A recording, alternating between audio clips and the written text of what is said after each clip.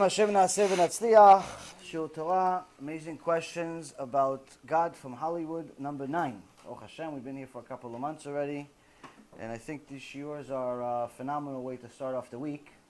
So also this shiur will be Refuah Shlema to Sarah bat Anat, Rachel bat Shulamit, Sarah bat Levana, Levana bat Sarah, Doris bat Jora, David ben Esriya, Elisheva bat Sarah,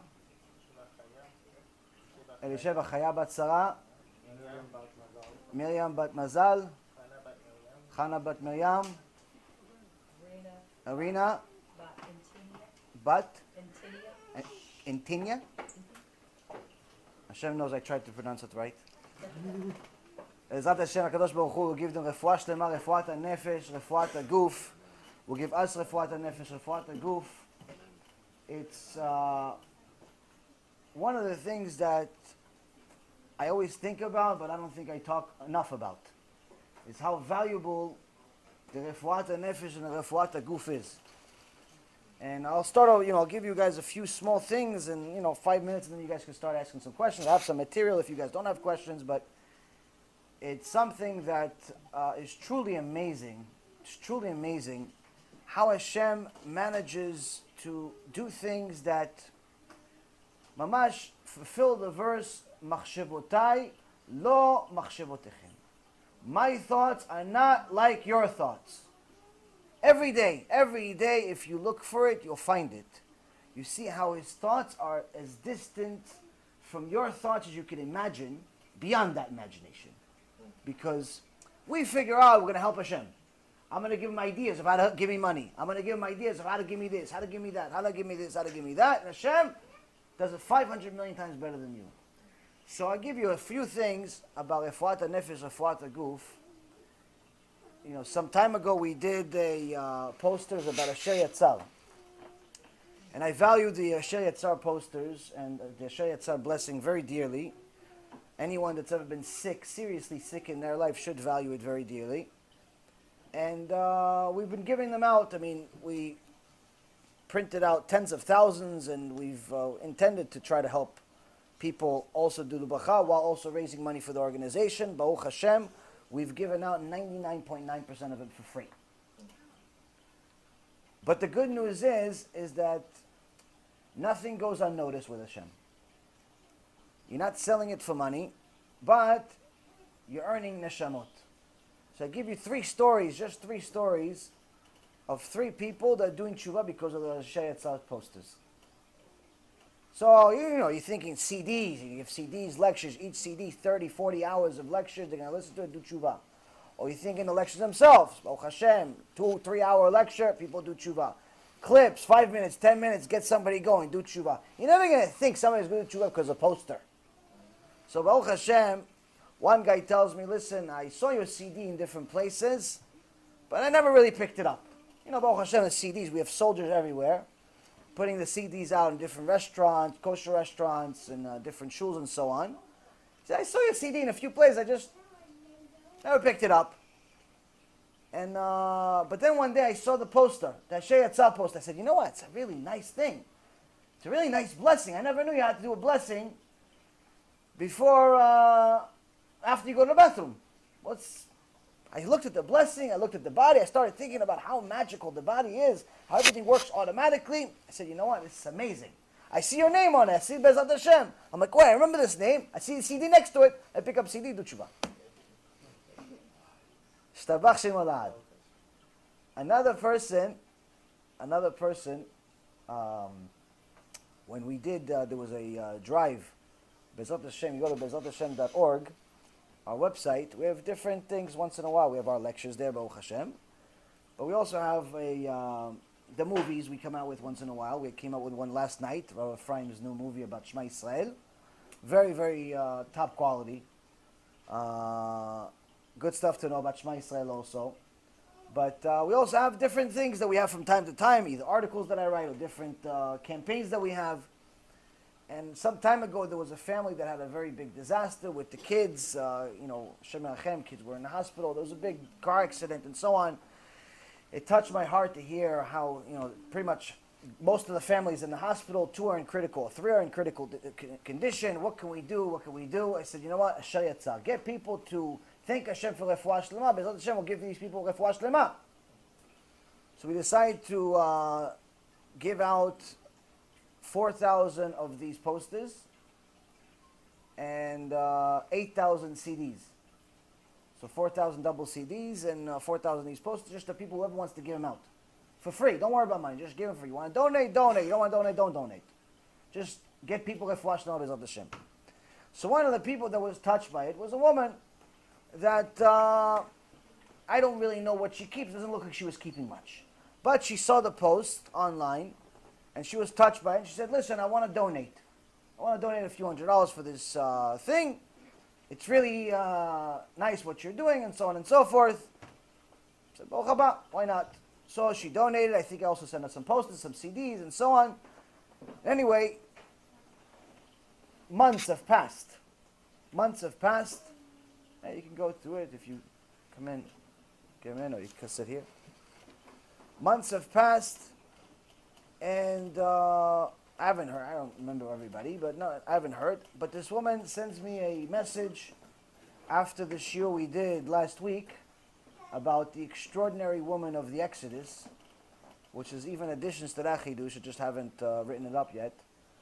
And she says, ever since that time, I started watching your shiurim. It's inspiring, it's amazing, it's changing my life. Can I start asking questions? Can you be my rabbi? Can you this? Can you that? Shtabach Shem Olad. You never believe it. It's unbelievable how Hashem made you reach. This person would have never clicked on any of my shiurs. She wasn't in that world. She was in her own world. Like all of us at some point in our life. But something, some chesed that we did, she happened to see it. She wanted to be part of it. That apparently was the last thing that Hashem said, okay, now we're going to open up the gates of heaven. So now you see people are changing their life, Baruch Hashem, and mamash doing tshuva. But this Asher Yatzah, when you really think about it, it's one of those prayers that we take for granted.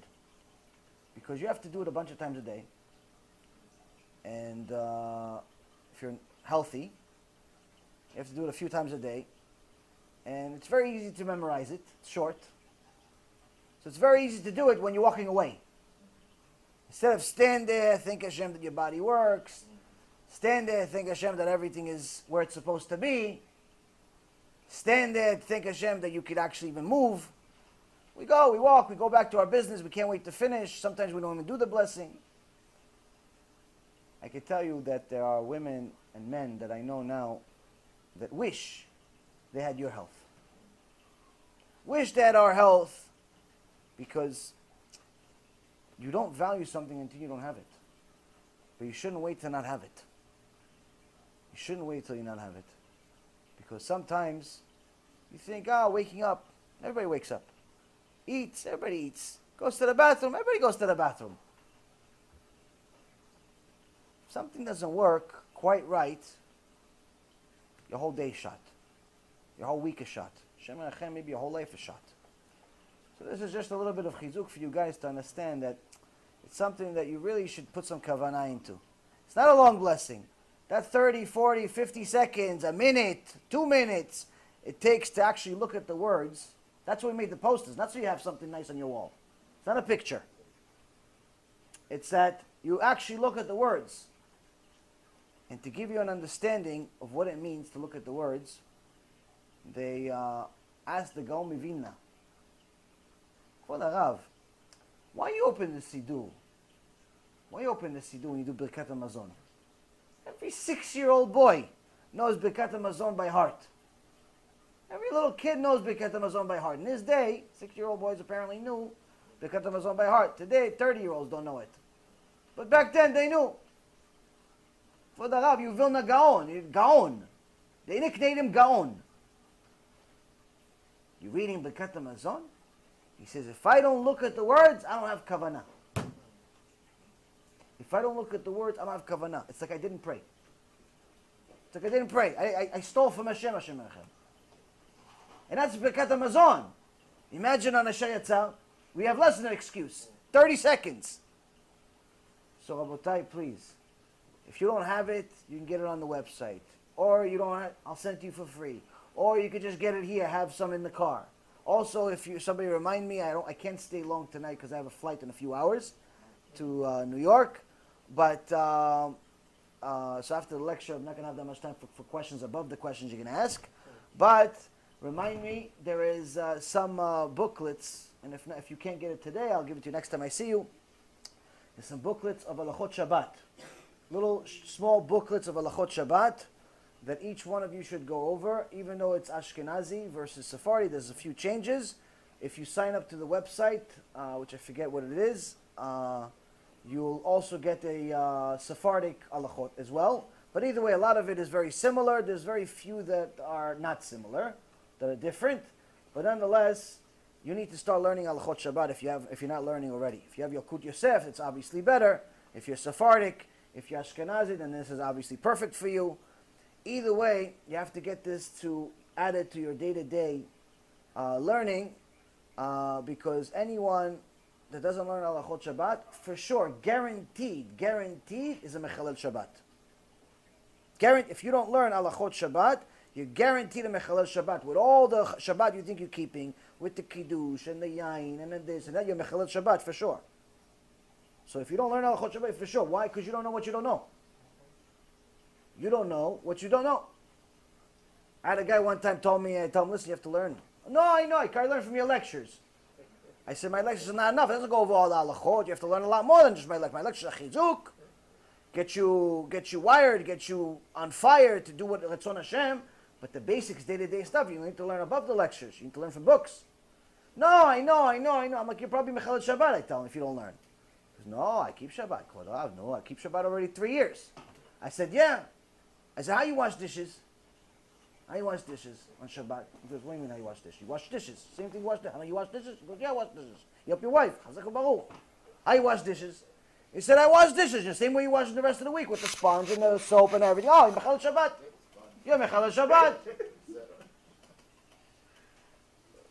Because what do you mean? I said the sponge is sucking the water. You're squeezing. It's Mechalel Shabbat. It's Chilul Shabbat. You have to, the sponge that you use for Shabbat cannot be a sponge. It has to be a net or a brush. Something simple. Yet shock of his life. Shock of his life. Okay, I gotta start learning. I gotta start learning. Mechalel Shabbat. So, to give you a understanding, this is you need to learn. You need to learn. So if you wait until the end, I'll give you the booklets. I have them in my car. So if I can have a little bit of merit to actually helping you keep Shabbat, B'ezrat Hashem, that would be fantastic.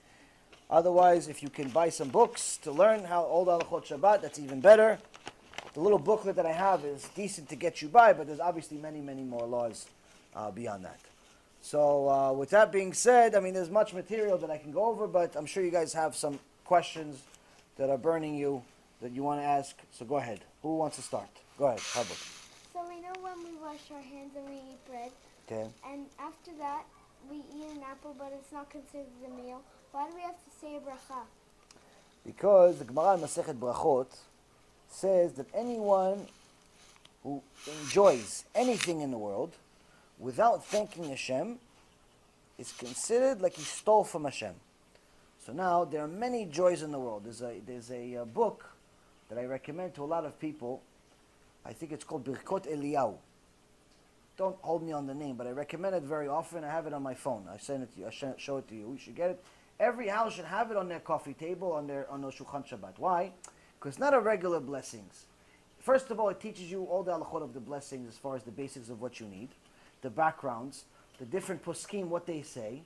But even more than that, it teaches you not just the blessings for food, for blessings of anything. Blessings when you see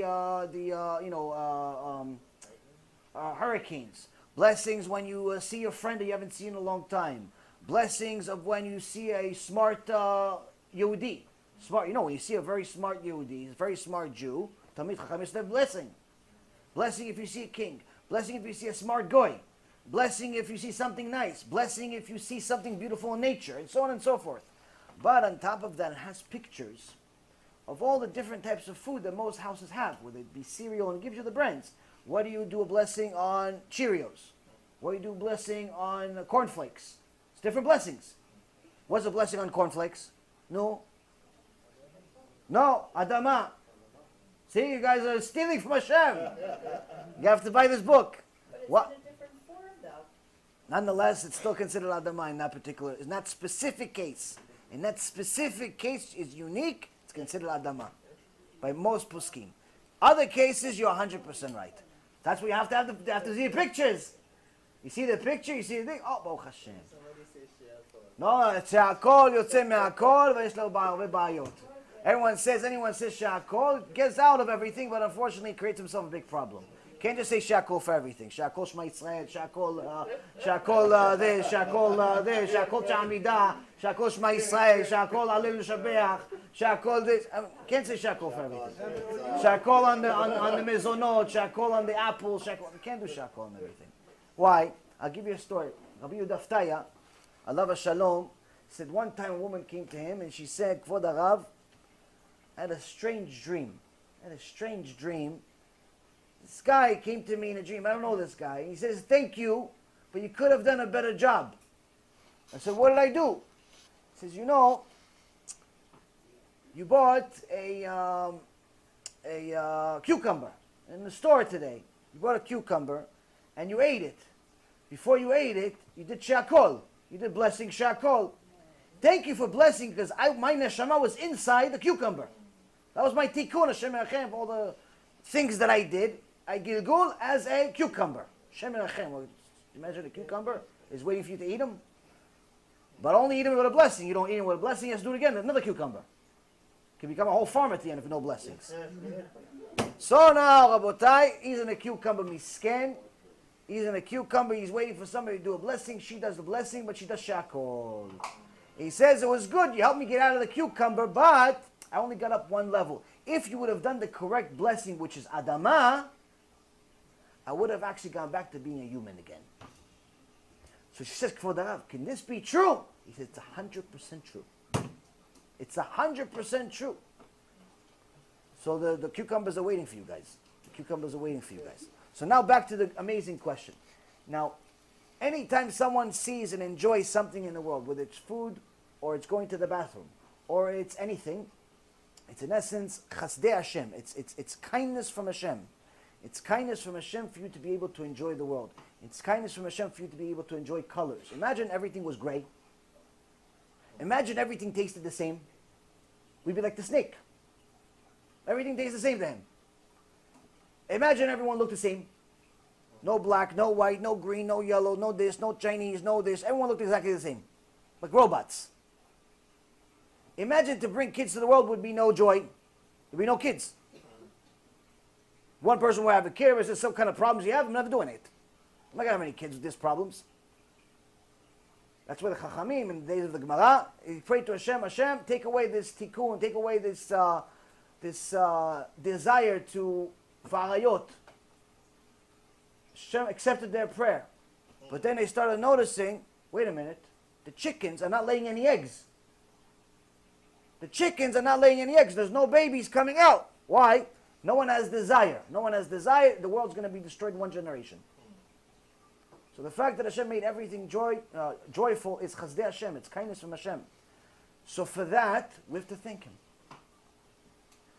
The significant bracha is bracha shniya. It's the second blessing. It's the blessing after you enjoy. But Chazal added a blessing even before. Because that's the way that you're really supposed to do things. Say thank you before, say thank you after.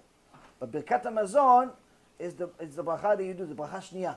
It's after you finish. After you finish eating, you have to do bracha. But in reality, you should also say thank you before. So the Gemara says, if you don't say thank you, it's like you came to somebody's house, you took their stuff without telling them and you left. You're a thief. It's not nice to steal from people. But you said, listen, Asaf, can I borrow some water? Can I borrow some water? So, you see, if I didn't say, if I just started drinking the water, who knows? You would have looked at me like with chamutz face the whole night. Say, he was drinking my water. He didn't say thank you. He didn't say nothing. You see? Played along. He even thought I was actually asking for something. So, you see, Baruch atah Adonai, Elon melech haolam, shekonim v'dvoro. So, just imagine that every single time before you eat, before you drink, before you do anything, just imagine Hashem is right next to you, and He's looking at you. He says, "You're going to drink that water?" "Yeah." "Did you forget something?" "Oh, thank you. Yeah, thank you, Hashem." "Okay, thank you, Hashem." Hashem sees you say thank you. Okay, I'm going to give him water next time also. So the more you thank Hashem, the more He wants to give you. The more you forget to thank Him, the less He wants to give you. Next question. The one is teaching about different brachot that some of us probably already know, and many of us don't know. And learning for the first time. That Okay. we have to bless the Chachamim, whether Goyim or Yehudim. We have to bless on beautiful things. Now, among the beautiful things we have to bless, if someone... Come. It's okay. If someone says to himself, he's going to look at a beautiful woman and bless on her. Oh, Shemach, what a good question. You had $1 million that question. $1 million that question, at least. Someone says you look at somebody beautiful, you have to bless. But then someone's going to use you, Ashrecha v'ashrecha. What a question. So someone says, okay, if you have to bless every time you see something beautiful, you see a beautiful person, you have to bless. So everyone's going to start using this as an excuse. Say, oh, I'm going to look at every woman that walks and say, well, look, blessing, Hashem, I'm doing mitzvah. I'm looking at all the women. You know what? I'm actually going to get a special channel on television to look at Shemachem. Okay, so, Rabotai, this is a very good question. And you actually, Bochshi Kivanta, you intended on asking the same question that Rabban Yochanan asked about a Mishnah that Rabbi Shimon Bar Yochai asked. Now, there are certain tools.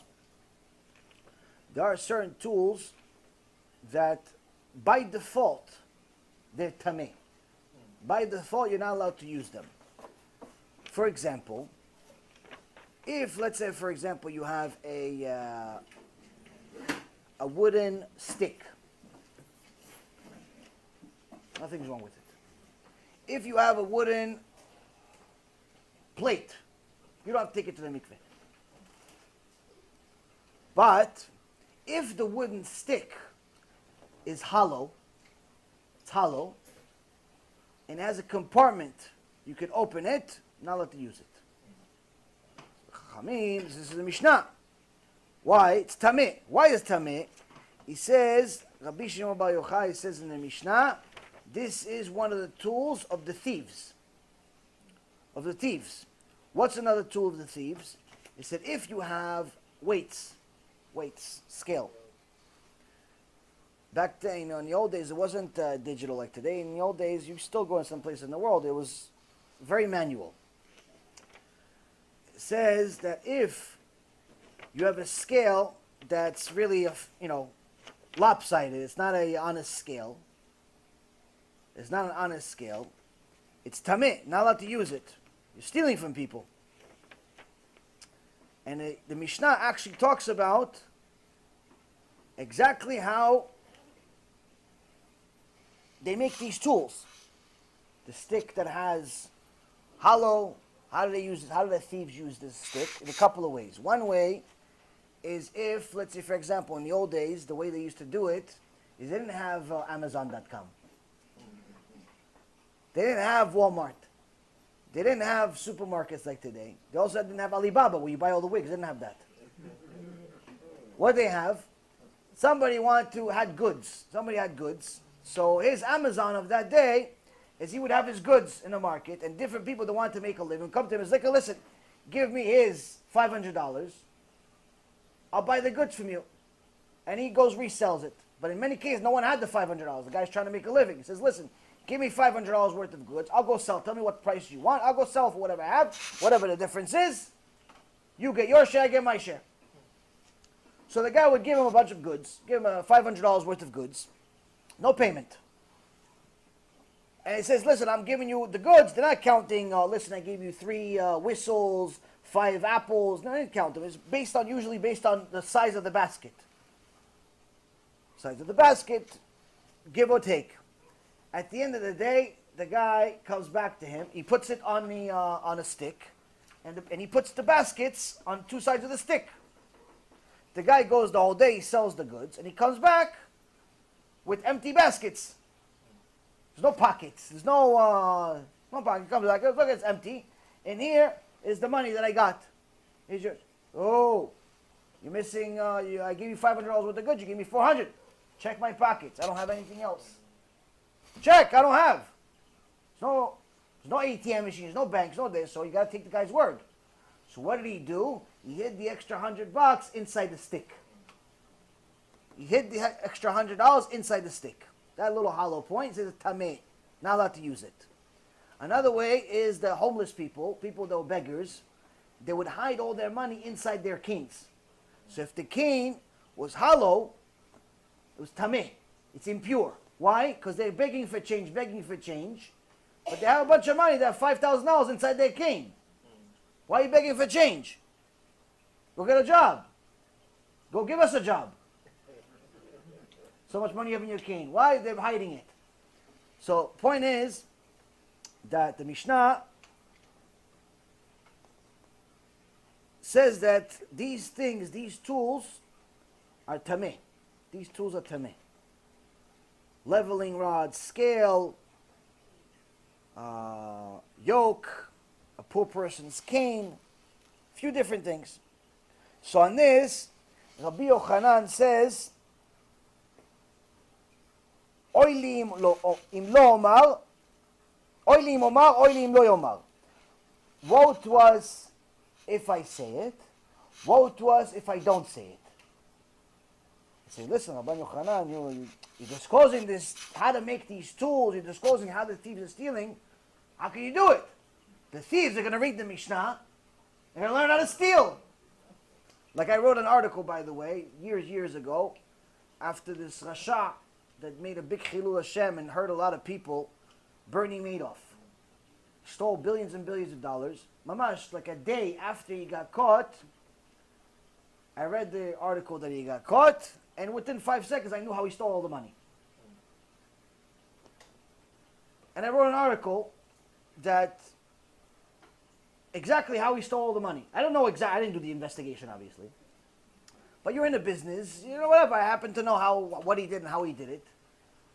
And I explained to, well, not maybe 5-page article, exactly what loophole he took advantage of how he stole $60 billion from all these poor people and rich people.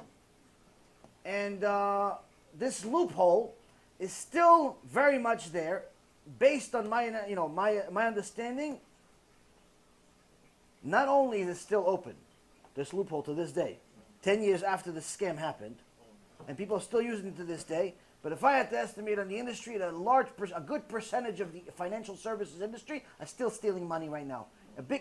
A lot of people that think they have a lot of money, their money is gone. It's gone. There's little Madoffs everywhere. And there was many Madoffs that were discovered after him, and they're still being discovered every day. But nonetheless, you could say, listen, you wrote an article, people could follow it, and they're going to learn how to steal money. Same thing. Baruch shekivanti. Meaning I directed what we're saying in this Mishnah. Rabban Yochanan is saying, woe to us if we say it, woe to us if we don't say it. Woe to us if we say it and the thieves learn from this and they start stealing because of it. Woe to us if we don't say it and the thieves think that Talmidei Chachamim are foolish. And the thieves think that people that learn Torah don't know anything. And they're fooling us, like as if we don't know. So what did we decide? We decided to listen to what it says in the Pasuk in Hosea, chapter 14, verse 10, where the conclusion of the Pasuk is, who is wise and will understand these things? Understanding and will know them. Who is understanding and will know them? For the ways of Hashem are straight. The righteous will walk in them, and the sinners will stumble over them. In so many words, the prophet is saying, we don't care what the thieves are going to do. We don't care what the Reshaim are going to do. We care what the truth is. The way of Hashem is straight. We spread the truth. If the Reshaim are going to use the truth to make sense, good. There's a bigger gehenom for them. So, of course, everyone knows that a righteous Jew must watch his eyes. Must watch his eyes. Even a woman must watch her eyes. She can't start looking everywhere. There's no right for a woman to look at other guys. It's obviously not the same chumrah as it is for a man, because different things happen to a man's mind than happen in a woman's mind. But nonetheless, don't stare at anything. Don't even stare at your neighbor's grass. Don't stare at your neighbor's car. Don't stare at anything. Only thing you can stare at is the book. Learn Torah. Stare at tzaddikim. That's what you stare at. Don't stare at strangers. Don't be. Why? It creates jealousy. It creates desires. It creates all the bad things in the world. It creates from there. So, of course, every Jew has to protect their eyes. But when you tell people, listen, if you see something beautiful, you should say a blessing. Even if you see a beautiful person. And Resha is going to say, okay, I'm going to start looking at every girl that walks and do blessings. We don't care about such a person. Why? He's looking for excuses to make more sins. And Hashem is looking for more volunteers to go to Gehinnom forever. So which shows it's a good match. It's a good match. Next question. Anyone? Okay. Well, yeah. Regarding the blessing of the food, some cultures people have like foods that includes many different categories of food, like from adama and food from from meat and all these things.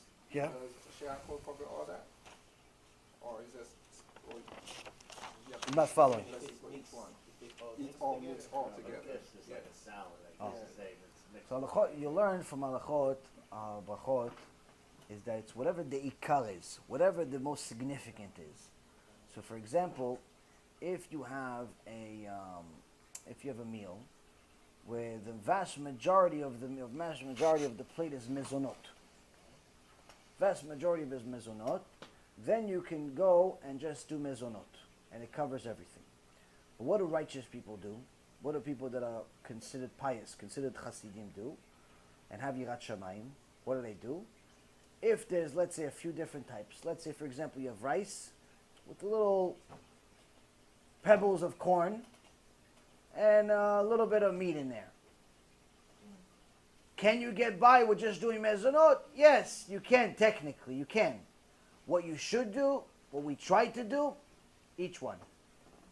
You do the rice mezonot first. Then you do the adama on the corn. And then and obviously rice, eat the rice by itself. Corn, blessing, eat the corn. That's adama. Then a little piece of meat, that's shakol, finished.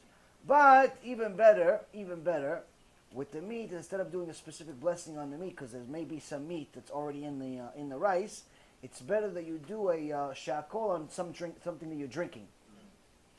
Something that you're drinking. It's better to do blessing on each one of the things in general. Number one, that gives you more blessings, which you need to do 100 blessings a day according to David HaMelech.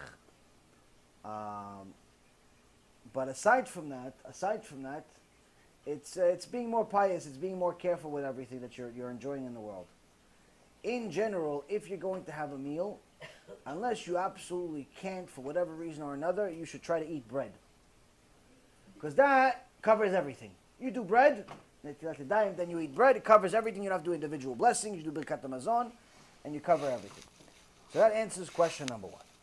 Question number two is, again, I don't know where you're eating or what you're eating, so I'm just going to assume you don't know. And if you know, good for you, chazaki u'bochim. Somebody on the camera doesn't know, so don't take it offensive. You cannot eat anywhere. Again, you cannot just decide to eat anywhere. You can't just decide, oh no, he's my friend, I'm going to eat at his house. Oh no, it's my mom, I'm going to eat at her house. You can't just decide to eat anywhere. Why? The food may not be kosher. So yeah, you're doing a blessing, chazak u'boch, you're doing a blessing, but doing a blessing on a pork sandwich is not a blessing. You get extra punishment for it. You understand? So you can't just decide to eat at people's houses or different places just because. You have to come. Baruch haba. We're waiting for you. We left 2 chairs for you, just in case you got fatter since last time. We give you 2 chairs. So, you can't just decide to eat anywhere. First and foremost, you should know, if the person is not Jewish, under no condition can you eat at their house. If the restaurant is not a kosher restaurant, under no condition can you eat there, even if it's your food. You can't bring your food to a non-kosher restaurant. You cannot bring your kosher food to a non-kosher restaurant. It's not because the food's not kosher, it's because the place is not kosher. And if someone that doesn't know better sees you, religious Jew, woman or man, looks religious. You're not one of these pretenders. You have a kippah, or you have kisui rosh, they know you're Jewish. They see you in a non-kosher restaurant, you're the kosher sign. You've officially become the kosher sign. So even if you're just eating salad, even if you're not eating, it doesn't make a difference. You're still making possibly a chilul Hashem. Why? Somebody sees you, oh look, it's a kosher place, I'm going to eat here, I'm going to come here later with my wife. I'm going to eat here. Or even worse, they say, look, fake Jew, I'm not doing tshuva now because there's more fake Jews in the world. That's the biggest excuse for a non-religious Jew is fake Jews. How do I know? I was one of them. I was one of those people that used it as an excuse for 10 years. I'm not doing tshuva because everybody's a fake Jew. So, you cannot eat at a non-kosher place. You cannot eat at a non-kosher person's house. You could also cannot eat at a Mechalel Shabbat's house. If someone's a Mechalel Shabbat, someone does not keep Shabbat, you're not allowed to eat their food. Not allowed. Why? If they don't care about their own soul, why would they care about yours? How so? In Israel, they have a very, very important stringency. Is that the Rabbanut does not give a kosher stamp on the restaurant if the owner does not keep Shabbat. So the food itself, the meat, might as well be kosher. I mean, it's very easy to get kosher food in Israel. You can just imagine. There's a lot of Jews there. But if the owner does not keep Shabbat, restaurant's not kosher. Even if the food's kosher, it's not kosher. Does not get the kosher stamp. Why? He doesn't care enough about his own neshama to keep Shabbat. Why would he care enough about your neshama and make sure that everything he's buying is really kosher?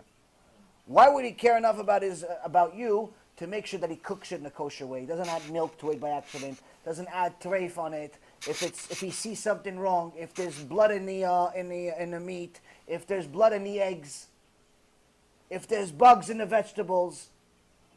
That's why this imbecile that wrote an article and confused a lot of people, he calls himself the Orthodox rabbi. He's as close to Orthodox as J.C. Penney was. This guy wrote an article that you could eat practically at every vegan restaurant, kosher or non-kosher. This is 100% wrong. There's no such thing. You have to eat at only kosher places. And the reason why is because the people that work at these restaurants told me. They worked at these places. Like, listen, I worked at vegan places. Vegetables, nothing wrong with the vegetables. Vegetables are fine. The bugs are the problem. And when you're not Jewish, you don't have an obligation to clean the bugs. You're going to clean the stuff that you can see clearly. You're not going to work extra hard to clean it with soap, to make sure to, put the leaf out of the way to see maybe there's a little worm there, a little maggot there, a little this there, a little that there. Even if there is one, oh, I'm sorry, sir, we'll give you a new one. That's all that happens. They find out, oh, I'm sorry, sir, we'll give you a new one. We'll give you credit for next month. You can eat it for free. It's not a big deal to them. Why? Because they're not obligated to it. So we are obligated. Every time you eat a bug, it's like eating pig 5 times. So you cannot eat at any non-kosher place.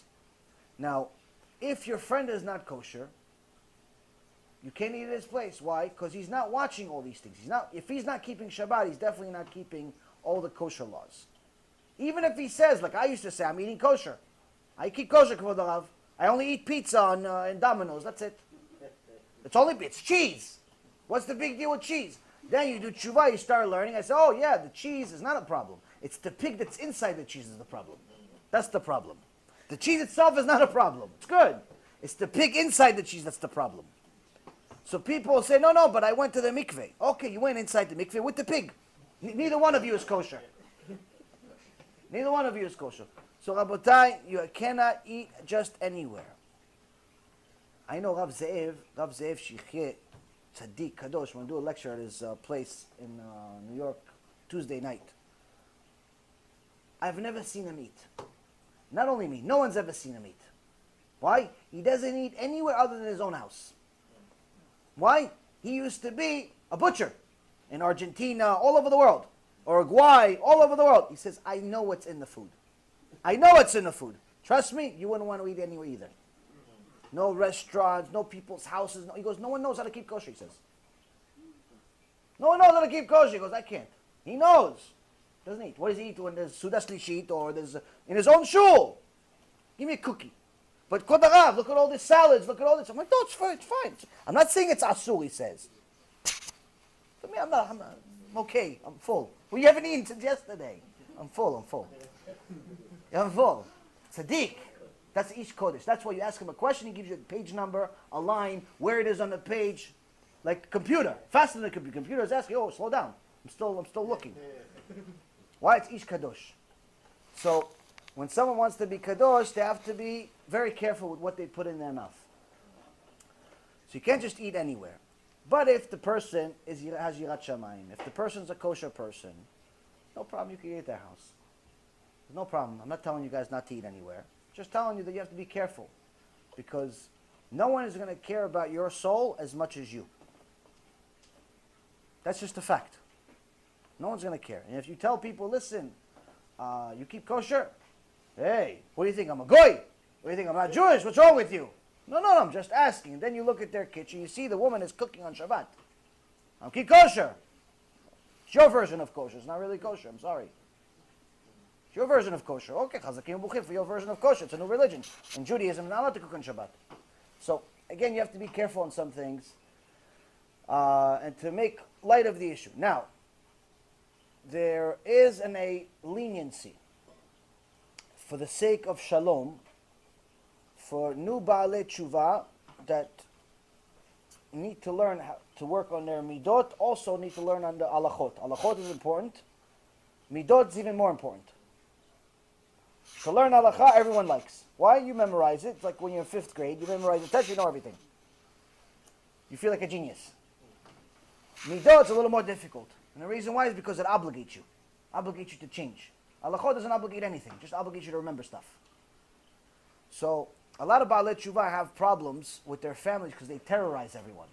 They learn a new law, they start telling everybody what to do. Oh, Rasha, everybody's a Rasha all of a sudden. Everybody's Haman, everybody's Amalek. Hey, Ima, can't believe you. You're a Resha'it. Why did I do it? I gave you birth. You call me Resha'it. Oh, look what kind of salt you're using. It's not even the Meudah version.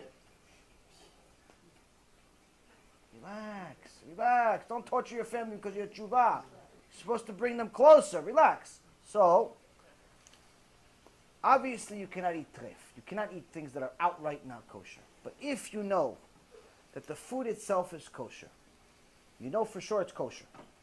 You know that they follow to the best of their abilities that it's kosher. Not outright intentionally making it non-kosher. There is a leniency even from Rabbi Ovadia to eat at your parents' house. Like your mom and dad's house. Not at strangers' houses. Don't start telling me, listen, I eat at every person's house. I do Kiruv. Don't tell me you're doing Kiruv at McDonald's. There's no Kiruv at McDonald's. Your parents' house, your mom cooked your meal. Don't tell your mom, Ima, I can't eat your food anymore. You started doing tshuva last week. Ima, I can't eat by you anymore. Shem and Hashem, she'll start crying. She's not going to stop. Ima, I can't eat your food anymore. Why? I raised you like this. I gave you kosher food. What's wrong? No, it's not kosher to my standards. What standards? Last week you were eating pig with me. What happened? What standards? So relax. Don't torture the world. As long as she's cooking kosher food, as long as you know she's not putting mamash outright milk and meat and things like that, even if she doesn't keep Shabbat, you're allowed to eat her food. For the purpose of not torturing the world and bringing them closer. That's assuming she's Jewish. And that's assuming, I can't assume anything. That's assuming she's Jewish. It's assuming that she's not a hater. Because you would be surprised that the Reshaim of today are very different than the Reshaim of yesterday. The wicked of today are mamash goal nefesh. They look for different things that are asur in the Torah, that are forbidden in the Torah, and they do dafka. The homosexuals of today are different than the homosexuals of yesterday. Yesterday, meaning past generations, if someone was homosexual, they'd hide it. It'd be busha. It's embarrassing. I'm a sinner. I'm going to publicize to the world. I'm going against nature. I'm going to publicize to the world. Even the dog knows better than me. But hey, what can I do? I have this desire and I can't get... Fine. They would hide it. Today, not only they don't hide it, they're proud about it. In the past, a thief would hide it. he stole this, he'd be ashamed. He'd pretend he has a real job. You work at the store. Yeah, but how do you have $1 million house? You make $500 a week. I have $1 million house. No, it's my father. He'd hide that he stole the money. Today they make movies about him. Today the thief, they make movies about the thieves. Look at this guy, what a gibor, Robin Hood. He's today's Robin Hood, Chazaku Baruch. Yeah, give it to the man. You don't need to work. They're proud of the thief today. In the past, someone that got off the derech, most of the time, be ashamed, would go far away, didn't cause much trouble. Today, someone goes off the derech, someone goes from being religious to not religious, he looks for news outlets to interview him so he can tell everybody the scoop. Hey, I left, they tortured me there, the education is bad, that this is bad, the marriage is bad, that this is bad, that is bad. There's whole mamash shows highlighting these people that became kufrim. Not only they're not ashamed, they're proud of what they're doing and they want more people to do it. One of the very famous kufrim, one of the very famous people that went off the derech, wrote the following letter. This is in 1933. Shalom וברכה, דבריך יגעוני, ואין בהם אפילו כדי מקצת נחמה, ארץ ישראל בלי שבת לא תיבנה, אלא תחרב. He says, your words have reached me, your proposal has reached me. There's no way that it could be accepted. A state of Israel without Shabbat will never be formed. In fact, it will be destroyed. And I'll just say it in English. And all of your work will just go to nothing. To build a country, this is the creation of a Jewish state. All of your work will just go to nothing. Am Yisrael will never give up on Shabbat. This is the foundation of its existence. This is its foundation of its spiritual existence. Without Shabbat, the image of God is gone from them forever.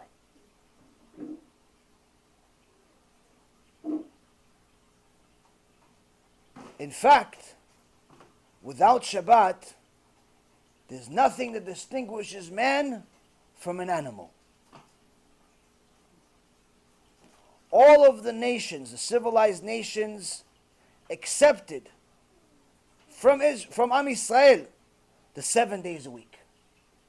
What do you think, everybody? China has 7 days a week. The Arabs have 7 days a week. The Greeks have 7 days a week. Everybody has 7 days a week. Where do you think 7 days a week is from? Torah. This was the way, that there is a seventh day of rest. Without it, everything goes to nothing. Shabbat is not just the foundation of the civilized people, civilized nation, it's a civilized people itself. This is what protected our nation throughout all of the times, throughout all of the difficulties. And he summarizes it: without Shabbat, there's no Israel and there's no Am Yisrael. There's no country and there's no people. Because Shabbat, that's us. This is a person that smokes cigarettes on Shabbat. His name is Nachman Bialik, a very famous Zionist who actually used to be a yeshiva student in Volozhin. They went off the derech, went to Tarbut Ra'ah. One time the rabbi caught him and two other students smoking on Shabbat. He asked the first student, why are you smoking on Shabbat? He said, oh, sorry, Kvod Hara, I forgot it's Shabbat. Second student says, why are you smoking on Shabbat? He goes, oh, sorry, Kvod Hara, I forgot you're not allowed to smoke on Shabbat. He asked Bialik, why are you smoking on Shabbat? He goes, oh, I'm sorry, Kvod Hara, I forgot to close the door. He wasn't a shakran. He wasn't a liar. He's the only one out of the three who actually said the truth. But nonetheless, he had desires. And he couldn't overcome them. But he didn't become a liar. Meaning, this is a person that caused so many Jews to go off. This is a person that caused a lot of harm to Am Yisrael. A lot of harm to Am Yisrael. When people say his name, they say, Shem Reshayim Yirkav. May his name be blotted out. This is not a good person. But even the Rasha of yesterday still knew the value of Shabbat. Today, you have people making all types of newspapers against Shabbat. You have people making all websites against Shabbat. You have people making special businesses only to operate on Shabbat. The world has changed. The world has changed to such an extent that many people are dying to be goyim. They want to be like the goyim. And this is not different. In fact, from my perception, it's actually happening even more so right now. Ever since the election, when Donald Trump surprised the world and won the election, got into office, many Jews are celebrating it. Many Jews that are in a lefty, liberal mindset hate him. But otherwise, the conservative political stance celebrating Donald Trump as if he's the Mashiach. People even send different connections between him and the Mashiach. It's the same Gematria value, Mashiach ben David, Donald Trump, all types of nonsense, shtuyot, that people create out of their minds because they're so happy. And now he, in essence, legitimized Jerusalem by moving the American embassy there or proposing to move it there. And he looks like he's a very favorable president for Am Yisrael, or for the state of Israel at least. And people are celebrating. Now, we're not kfuyei tova, we're not ungrateful. Whatever good he does, thank you very much. But I'm here to remind you not to forget. We've seen this movie before. We've seen the movie before many, many times. Not once, not twice. We've seen many, many non-Jewish leaders fool Am Yisrael into thinking that things are so good, it might as well be the Mashiach. One time, there was somebody that came to the Sabbath Slabotka who used to speak against the Germans a lot. He said, Kvod Arav, look how good we're doing in Germany. This is so good. The Jews are in power. The Jews are in government. The Jews are rich. The Jews are welcomed. Why you keep speaking against the Germans all the time? Look how, you know how civilized they are, Kvod Arav? You teach Mussar. You know how civilized the Germans are? They're considered the most civilized people in the world. Why are they considered so civilized?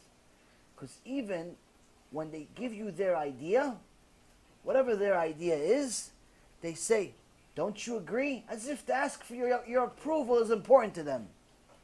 Don't you agree? Don't you agree? I gave an idea. Don't you agree with my idea? Like your approval is important to them. Jews are not like that, Kvod Arav. The Saba Mislavodka said, when Moshe Rabbeinu told us as an halacha, Esau soneit Yaakov, it wasn't temporary. When Hashem told Moshe Rabbeinu to tell Am Yisrael, Esav soneit Yaakov, Esav hates Yaakov, it's not a temporary thing. The fakeness of Esav is going to fool you. That's why the pasuk says, "Atzileni na miyad achi miyad Esav." Yaakov Avinu screams to Hashem, "Save me, Hashem, from the hand of my brother, from the hand of Esav." When he's Esav, I know I need to be careful. He's trying to kill me. I'm scared of when he's Achi, when he looks like me, he looks like a tzaddik. I'm scared then. Saba Mislavodka says, you guys think everything is good. But don't forget, it's still Esav. Don't get so comfortable. Don't trust anything. And that fake behavior that they have, eventually they're going to use that same fake behavior where, don't you agree, to cut you up into little pieces. And unfortunately, he was right. Less than a generation later, that's exactly what they did when they would take all the Jews into the concentration camps, into the gas chambers of Shem Erachem, into all the different Shem Erachem, all types of disasters they put our brothers and sisters into. They would say to them, don't you agree? Thank you. The guy who goes, he's going to die now. He's saying thank you to him. So, but before this, it also happened about 250 years ago, at the time of Napoleon. When Napoleon took over a large part of the world, many people in the Jewish world were very excited. Very, very excited, because he looked like he was pro-Jew. Looked like he liked the Jews. How much did he like the Jews? He said to the Jews, he had some connection with some rabbis. There's actually even a famous meeting between him and Rabbi Nachman Breslev. And also, the Chabad Rebbe, Rabbi Schneur. Rabbi Zalman Schneur. And he said to them, let's make a new Sanhedrin. New Sanhedrin. People really believe Mashiach is here. New Sanhedrin. We couldn't make, Am Yisrael could not make a Sanhedrin in 2,000 years. Napoleon is here. Make a new Sanhedrin. Shtabach Shemo La'ad. Wow. Only problem with some of the members are Reform. Okay, no, Am Yisrael, unity, no unity. But everybody thought this is the guilt, this is great. Salvation is here. The ruler of the world, even though he's a goy, who cares? He likes the Jews. Things are good. Things are good. What's the problem? New Sanhedrin, new this, new that. But there were letters that were discovered recently. And published about what was the real reason behind it. Napoleon's letters. And Napoleon, when he was making up the Sanhedrin, he communicated with some people. He told them, okay, we're going to need some rabbis. So these are the two requirements for the rabbis. First requirement, that they're scared of losing money. They're scared of losing their money. Rabbis that like money, but they're especially scared of losing their money. The second requirement, they're scared of taking big risks. Why? If they're scared of losing their money, I could always threaten them, listen, you don't listen to me, I'm going to take everything. Take your house, take your car, take your this, take your that, take everything. Also means I could buy them. Hey, listen, there's a new rule. You're allowed to eat whatever I cook. New rule. I'll give you $1 million. Exactly the opposite of what Yitro told Moshe Rabbeinu. Yitro told Moshe Rabbeinu, this is how you build a judicial court. One of the requirements was rabbis that hate money. People that hate money. Why? You can't buy them. The second thing is, he says, someone is scared to do big things. Why big things? I don't want anyone to start sacrificing their life for their Judaism. I don't need those people. I need somebody who likes their life more than anybody else's. And that's why you got a lot of reform. A lot of reform rabbis joined him. And some Orthodox joined him as well, too, if they had an opportunity. And the first Sanhedrin meeting, the Reform Reshaim specifically made sure that it's on Shabbat.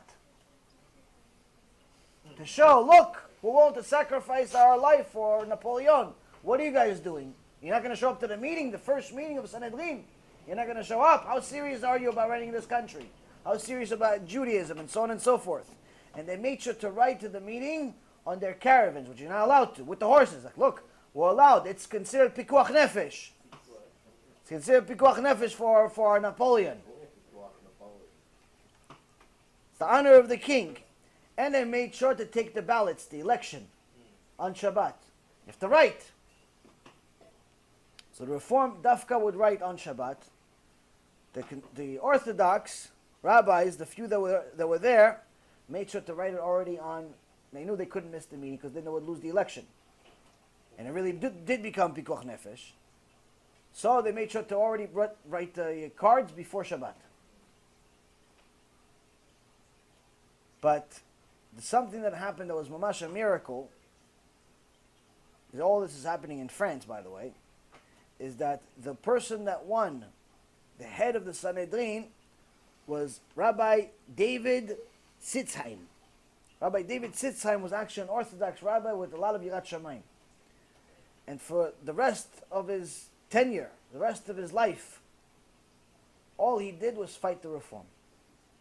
All he did was fight their lies. So the Reshaim have always existed. Wicked people have always existed. The difference between then and now is that we had Rabbi David back then.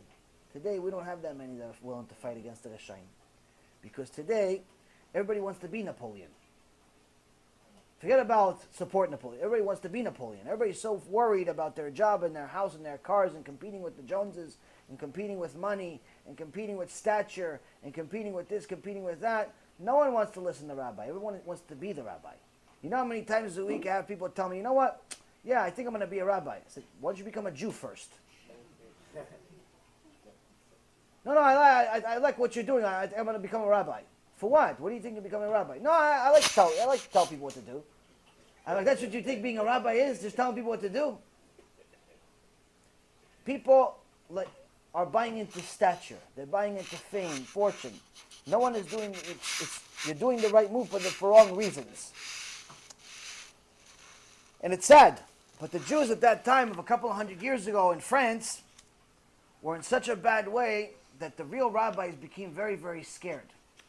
To such an extent that there's a very famous story of the Chabad Rebbe saying it's better, when they asked, what's better? Napoleon's about to go to war with Russia. Isn't it better that Napoleon wins? And he said, no. It's better the Russians win. Yeah, but for the Rav, the Russians are anti-Semitic. They hate us. They're going to kill us. They're going to torture us. They're going to enslave us. They're going to what they're going to do to us. Napoleon's nice to us. Why we want him to lose? He says it's better that our physical bodies suffer than our souls be lost. The way that it's going right now with Napoleon is so many Jews are so comfortable that they're becoming French. They're becoming Goyim. There's the assimilation that's happening is killing Am Yisrael within. Oh, they're nice to us, let's have dinner with them. Oh, they're nice to us, let's work with them. Oh, they're nice to us, let's do this with them. All of a sudden, you became French. All of a sudden, you became an Egyptian. All of a sudden, you became Greek. All of a sudden, you became American. And the Chabad Rebbe says, it's better that you lose. How far did he go? There's actually a very famous story. We actually sent a double agent. He sent a Chassid to be a double agent, to go up the ladder in the army of Napoleon. For what? So he could report everything to the Russians. Why? Why are you going to go against your government? It says in Pirkei Avot, you should pray for your government, this for your government. He goes, yeah, pray for my nation. If it continues, there's going to be no Am Yisrael. But we keep making the same mistakes. And unfortunately, a lot of people today, you see what they talk about on the internet, you see what they talk about in Shulchan Shabbat, you see what they talk about on a day-to-day basis. I saw there was a video someone sent to me about, again, one of these religious communities. They made a video about them.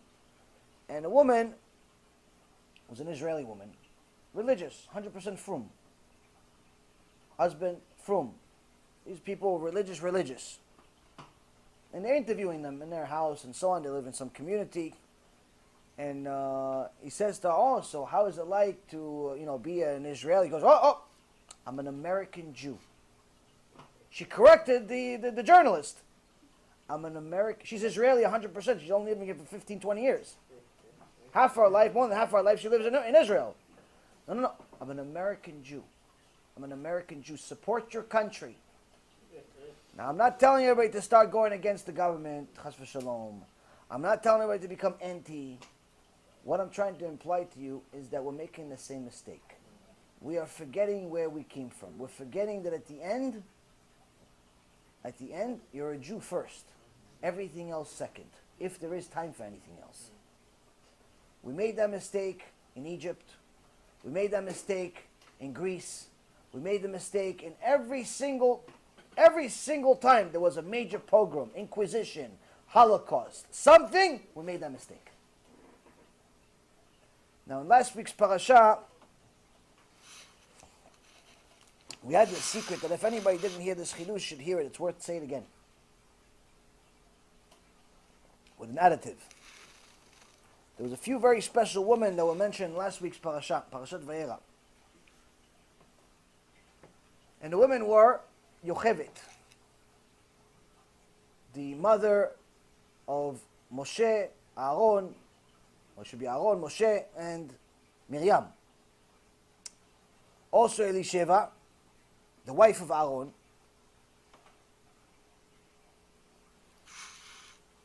Also the daughter of Putiel, which is another name for Jethro, Yitro, the mother of Pinchas. And it was also the Knaanite, which is really another name for the Dinah. The 4 women. Now these 4 women are in essence like a map for us, Rabotai. They're a map for us of what to do and what not to do in the days of Mashiach, which is the days we find ourselves in. Now, in the Midrash, and also in the Gemara, Masechet Sotah, page 11, it says that Am Yisrael had the merit to be saved from Egypt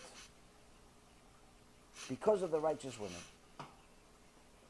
But in a different Midrash, it says that Am Yisrael had the merit of being saved from Egypt because they didn't change their language, because they didn't change their clothes, because they didn't change their name, and also another Midrash says because they didn't make any sex crimes. They didn't assimilate with the Goyim. Some say it's 3 things, some say it's 4 things. Nonetheless, they did a few things right. So we see how the 2 Midrashim are both right. The Gemara and the Midrash are both right. Why? If it's the righteous women, then of course they're not going to change their name. Of course they're not going to change their clothes and become immodest. Of course they're not going to act like the Goyim. Of course they're not going to make any sex crimes and so on. So it matches. Both are right. But we never hear too much about these women. How? Who did this? When was this? It's in this parasha. The parasha says, first and foremost, there is Yocheved. Yocheved, in the Gemara in Masechet Sotah, says that, in a few other places also, it says Yocheved and Miriam. There's a pasuk that says that there was Shifra and Pua. They were the maidservants that saved the Jewish babies. When Paro said, go kill them, they didn't kill them. When he said to them, why didn't you kill them? It's like, no, they're not like the Jews, they're not like the Egyptians. They're like, they give birth too fast, they don't need our help. We don't have a chance to kill them. In reality, they lied. Why they lied? They didn't kill the Jewish babies. Why they? Said because they had Yirat Shamayim. They were afraid of God. For that fear of God, what did she get? She got a son by the name of Aaron. Aaron, that all of Am Yisrael depends on him because he's the Kohen Gadol. Everybody needs to be purified.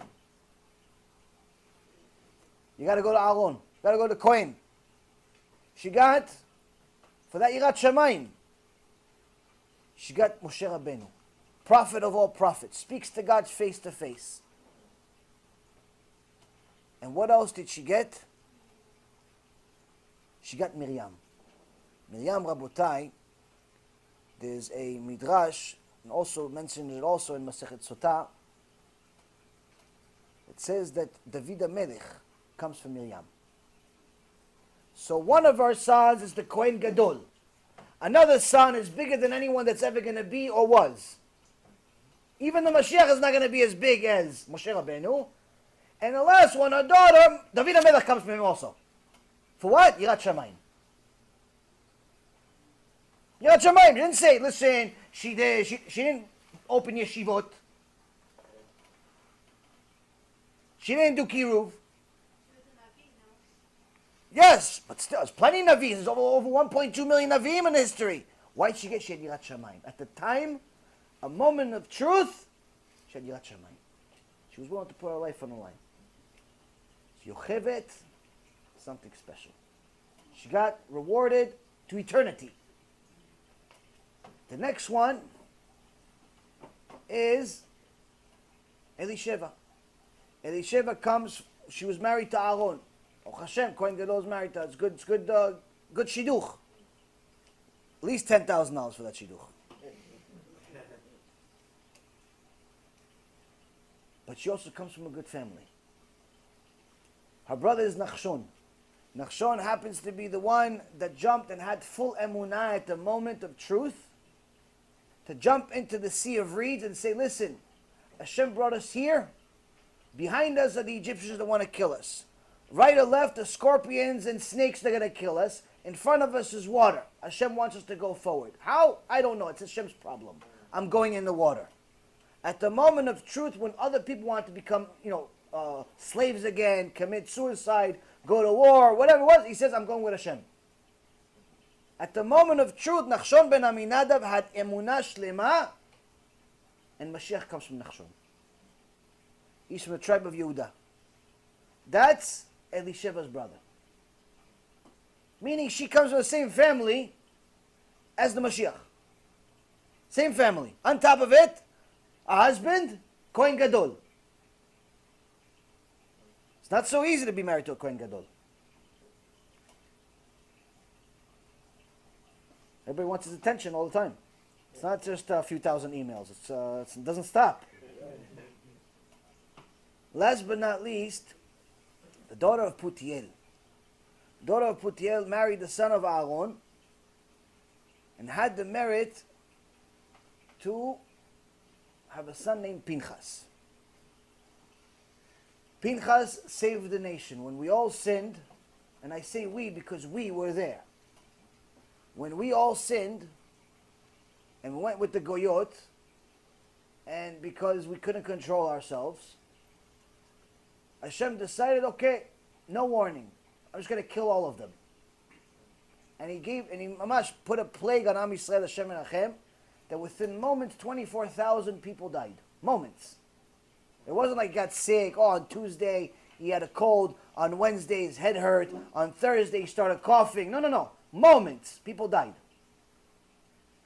The Gemara in Masechet Sanhedrin, page 88, says, Pinchas saw this. He came to Moshe Rabbeinu, he said, Moshe, isn't the halacha that you taught us yourself that when a Jew and a non-Jew are together, you're allowed to kill them? Mamash, when they're physically actually together. In the moment that they're actually together, you're allowed to kill them? Moshe Rabbeinu forgot the halacha. Why did he forget the halacha? He remembers everything. Why did he forget the halacha? Hashem specifically wanted to give Pinchas this zchut. So Moshe Rabbeinu tells Pinchas, go. You remembered, you said it, go do it. He goes into the camp of the tribe of Shimon. Shimon was like a president. Had millions of people surrounding him. Paparazzi and everything. He goes, he says, oh, let me see what's going on here. I'm one of you, I'm one of you, I'm one of you. He goes inside the camp, he goes inside the place, he sees Shimon, the leader of Shimon, Zimri, cohabiting with Cosby, the non-Jew. He kills them in the middle of the act. He kills them in the middle of the act. Gemara gives specifics, Hashem Erachem, of how and who and what. There were 10 miracles. 10 miracles that happened during this moment. One of them was the fact that Pinchas, as soon as he killed him, his people came in. They saw him. Killed their leader. They wanted to kill him. He died. Pinchas died. From fear, he died. Hashem put, first miracle, Hashem took his neshama from Shemayim, put it back inside. But with extra strength now. Extra strength to pick up both bodies on his spear and push everyone out of the way. And to show it to all the camps. This is what happens when you go against Hashem. And then he threw the bodies. And he says, for this, Hashem, you killed 24,000. For this, for these people, for these sinners. And from Pinchas, Chazal say, Eliyahu Navi comes. Some say Pinchas, when he died, reincarnated as Eliyahu Navi. Some say he never died. He became Eliyahu Navi who never died. Nonetheless, this Eliyahu Navi, the book of Malachi, says, has to come 3 days before Mashiach. So Rabotai, we see here 3 special women so far, all connected to Mashiach. First you have Pinchas, he has to come 3 days before Mashiach. Eliyahu Navi has to come 3 days before Mashiach. Then the Mashiach has to come from the tribe of Yehuda, Nachshon. Then obviously the Mashiach is going to be able to, the books are saying, the book of Jeremiah, also in Zechariah says, he's going to be able to smell your Yirat Shamayim. What Yirat Shamayim? Yirat Shamayim Yocheved had. Yirat Shamayim Yocheved had. Because I'm coming from our daughter, from Miriam. How can we be saved? Don't make the mistake the Knaanit made. What mistake did the Knaanit make? Why is she called Knaanit? Her name is Dinah. Why is she called Knaanit? She's called Knaanit because in chapter 34, verse 1, the book of Genesis, it says Dinah went to look what everyone else was doing. What are the Goyim doing? Why do you care what the Goyim are doing? Why aren't you proud to be a Jew? Why do you care about who and what? He has this house, he has that house, he has this building, he has that building. What do you care? You're a prince of God. You're a prince. You're a son of God. You want more? You're a daughter of God. You want more? What do you care what they have? You know what you're supposed to do when it says in the morning, Birkot HaShachar, the morning blessings, you're supposed to say, thank you, God, for not making me a non-Jew, for not making me a goy. In reality, the Rav Kotler, Alav Shalom, he didn't care anything about politics, didn't care about anything but Torah. You whisper Torah to his ear, he starts smiling. Even Mamash in a hospital bed. Somebody whispered Torah in his ear, just the word Torah, not like Psukim, the Gemarot, just whisper the word Torah, all of a sudden he got strength. So one day he comes to the yeshiva in the morning, to his Bet Midrash, and he says, who won the American election? All the students are like, what the Rav? Since when do you care about American election? Because no, I need to do Birkot HaShachar. I need to say, thank you God for not making me a goy. I need to know who to have in mind. Which president, one, I want to make sure it's in mind. Thank you for not making me him. The best one of them, thank you for not making me him. Thank you. That's what the value of being. That's someone understands what it means to be a Jew. Everyone looks up to Donald Trump and Bill Gates and Warren Buffett and Kvodam Bimkomam, Kol HaKavod, for whatever nonsense they achieved in the world. Are they bringing Mashiach? No. Can you? Yes. So, this, Rabotai, is some stuff that you can take with you for the rest of the week and for the rest of your life to learn from these 4 holy women. Because all 4 of them were holy, even Dinah. If Dinah wasn't holy, she wouldn't be mentioned in the Torah at all. But she made a mistake. She didn't go make a mistake like some of us where we became a goy for a while. She just looked. She just looked. What are they doing? Why do you care? Why do you care what they're doing? And I see this all the time where a lot of young kids, 20, 25, 15 even, and I see them and they're all dying to be LeBron James. They're all dying to be, I don't know, Warren Buffett. They're all dying to be somebody that's not part of Am Yisrael. And the reality is that it all starts at home. It all starts with their parents. If the parents talk about basketball, baseball, stock market, real estate, all of those things on Shulchan Shabbat or throughout the whole week, that's what your kids are going to want to be. If the kids are going to talk about Rabbi Akiva, if you're going to talk about Moshe Rabbeinu, if you're going to talk about something that's meaningful for when the Mashiach arrives, something meaningful for when the clock ends and we have to go up to the Beit Din of Shamayim, then your kids are going to know what to say when they show up there. And the worst thing that you can do to a child is put him in a life where he has to do tshuva for being in your house. Worst thing you can do is give the kid a life where at some point in his life, when he's 15, 20, 25, 35, 45, 55, he has to do tshuva. Why? Because you're his father, you're his mother. And you didn't teach him anything valuable. You taught him about the stock market instead. It's very difficult to do tshuva, Rabotai. It's very difficult. Because you have to admit that everything you know is wrong. Naturally, you don't want to do that. Even when you know you're wrong, you don't want to do that. No one wants to admit that they're wrong. It's hard to admit that you're wrong. You have to be Moshe Rabbeinu for a moment. You don't even know who he is yet. How are you going to be like him? So the best gift you can give your kids, the best gift you can give each other, the best gift you can give yourselves is be a proud Jew. Be a proud Jew. Stop hiding it. Stop thinking that you could have been better. Oh no, but if I had his money, I would do this, this, and this. If Hashem wanted you to have the money, you'd have it. Which means that if you don't have it, it's good for you don't have it. Because you wouldn't do what you're saying you're going to do. You wouldn't do it. So this is a little bit of information that you can learn from last week's parasha. I mean, there's obviously plenty more, but I'm sure you guys have some more questions. Go ahead. How can somebody prepare for the 40 to 100 days of speech in Shamayim after he passes from this world if Mashiach doesn't come? You have to learn Torah day and night. You have to learn Torah day and night. You have to learn, literally meaning that you have to learn Torah in the day, and you have to learn Torah at night. During the day, you can work. Whatever your job is, you know, whether you're a consultant, or you're an investor, or you're a bus driver, or you're whatever you are, that's your day. But that also is just part of your life. When you make the mistake that I made for many years, which is you make your job your life, then you have no life. When your job is your life, you have no life. Again, third time. When your job is your life, you have no life. Yeah, but I like it. Exactly, you have no life. You're not going to work because you like it. You're going to work to make money.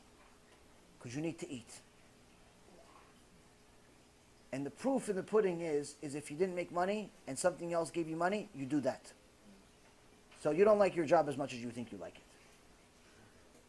The reality is that once you address and use your job for what it is,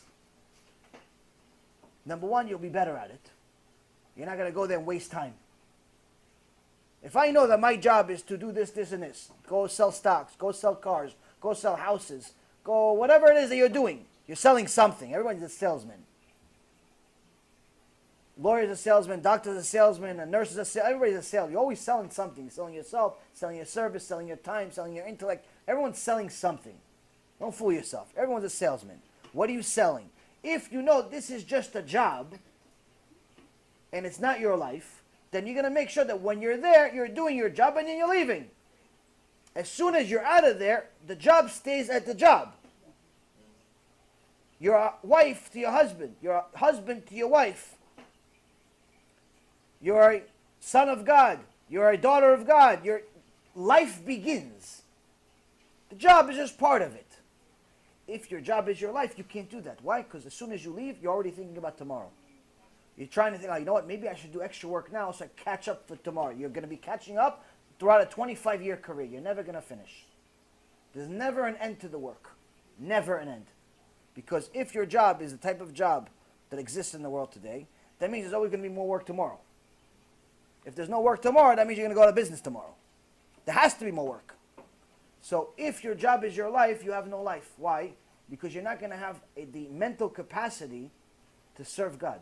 You're not going to have the mental capacity to be a husband. You're not going to have the mental capacity to connect to your wife, to connect to your children, to connect to God himself. All you're going to connect to is things that are material.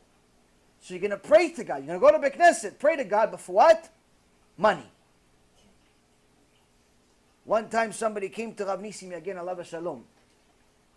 In the morning prayers, Shachrit, after Shachrit, he gave him a check. And this guy, Rav Nissim again says, this guy was worth at least $100 million. Baruch Hashem, had some money. Could do something good with that money. He gave a check, tzedakah, to Rav Nissim again. Can't go wrong. Now he says, Kvod Harav, give me a blessing, please. And Rav again says, you know, I wanted to know, what does somebody that has so much material want? He's $100 million plus. What could he possibly want? So I told him, you know what? Ask me for one thing. Like, that's how you know if somebody really wants it. If you tell him, ask me for 15 things, he'll give you, oh, I want this, I want this, I want this, I want this. You don't know what he wants, what he doesn't really want. I want bamba, I want beastly, I want the carrot, I want the house here, I want house. What do you want? Get a shopping list. Give me one thing. One thing he has to think about it. So a guy has $100 million. What does he ask for? Refuah shlema, good kids. What? What does he ask for? Parnasa tova. Good income. You have $100 million. It's not enough. It's not enough, as the Gemara said. You give him 100, he wants 200. You want 200, he gives 200. That's a person that has no God. He's so poor, all he has is money. He's so poor, all he has is money. There's many people like that. So, when your job is your life, you have no life. Your life needs to be something that's beyond your job. Because your job will end at some point. Either you'll retire, or you'll pick a new job, or you'll change a job, or whatever it is. If your job is your life, you're looking for trouble. So that's why Hashem gave us a program. A program that will begin and complete your day. A way to do business, a way to fulfill your role as a husband or a wife, a way to fulfill your role as a brother or a sister. Give us the mitzvot. Give us 613 mitzvot, and the rabbis added another 7. Not the other way around. Like some people think that it's 7 from the Torah and 613 from rabbis. It's not. 613 from Hashem, 7 from the rabbis. And those 7, by the way, that everyone that likes to go against the rabbis, those 7 are the favorites. What is it? Everybody likes to go against the rabbis. No, the rabbis did this, the rabbis did this. You know, the rabbis, they made Hanukkah. Who doesn't like Hanukkah? The rabbis made Purim. Who doesn't like Purim? And so on and so forth. The rabbis made a kippah. Kippah. Everyone that's a Jew or non-Jew likes to wear kippah now. All of a sudden it's stylish to be a Jew, to wear kippah. Every time you see somebody that's a messianic, for sure he says, a messianic Jew. How do you represent your messianic Judaism? He wears talit. He wears talit and a kippah. Kippah is bigger than his head, and a talit. So, everyone's worried about exterior Judaism. You have many, many non-Jews in the world today. They look more Jewish than any Jew in the world. Why? Their beard is to the floor. They have Hasidic clothes. Not from today, not like Chabad. They have Hasidic clothes from the days of the Rambam. Everyone looks like the Rambam. They'll start quoting you verses. They have their profile pictures on the internet. They always have talit on. Always at Mount Sinai. Everyone's at Mount Sinai 24 hours a day. Or you tell the guy, okay, you're at Mount Sinai. Why don't you convert at least? Oh, no, it's I can't fight the right community if that's religious enough for me. No one's religious enough for you at Mount Sinai? No one. Everybody's exterior Judaism. Exterior Judaism. And they always want to tell the world how they feel about everyone else that's not religious enough for them. No one's religious enough for them. So, the key, Rabotai, is to make sure that first and foremost, you fix the inside. You work on your inside. Of course, you have to be modest. Of course, you have to look the part. Of course, you have to be proud of what you are. You have a reason to be proud. But Hashem gave you these mitzvot to take up your day, to keep you focused on Him all the time. Because if you're not focused on Him, you're going to fail.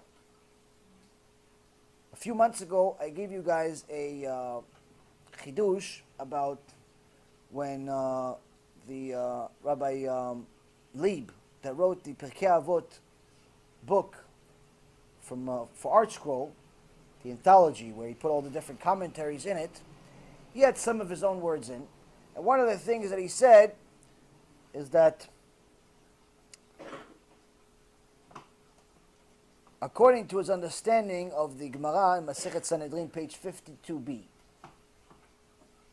is that if you're ever going to give a rabbi money, or a Talmid Chacham, or even a tip to your counselors and for your kids' camp, summer camp, always give it in a mechubad way, in a way that's respectable. Put it in an envelope. Don't give it to them in their hands. Don't give them $20, $50, $20,000. If it's $20,000, you give it in their hands. But if it's $20, $200, if it's something smaller, don't give it to them in their hands. Don't give it to them in their hands. Put it in an envelope. Why?